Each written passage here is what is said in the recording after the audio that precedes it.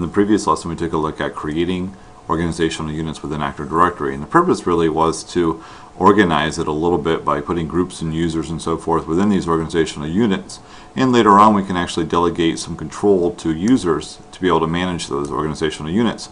However, there's going to come a point where you're probably going to want to delete an organizational unit, and you're going to say, well, usually just right click on something and choose delete, which you can do right now, and it says, are you sure you want to delete them? I hit yes, and then all of a sudden I get this little box that says you do not have sufficient privileges to delete the sales. And you're going to say, well, wait a minute, I am the administrator account, which I am currently the administrator account.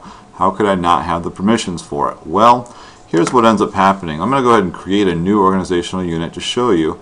Let's go ahead and do new organizational unit, and when you're creating these, there's this little checkbox right there that says protect container from accidental deletion.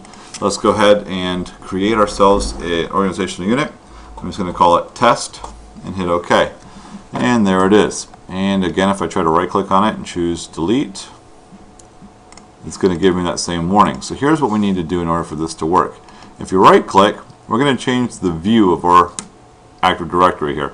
I actually want to change it to this advanced features. So I'm going to go ahead and click on that. You're going to notice that there are some additional organizational units that are created in, or actually now shown within this particular view.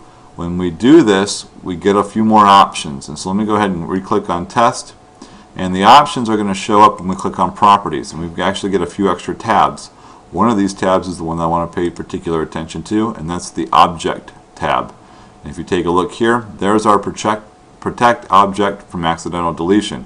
What I want to do is uncheck this, hit apply, hit OK. And if you want to go back to the old view, you can definitely do that. I'm going to go ahead and right click and go back to the old view. Let's just go to, actually, I'm going to have to do it up here on my domain. There we go. View, uncheck advanced features. And there we go.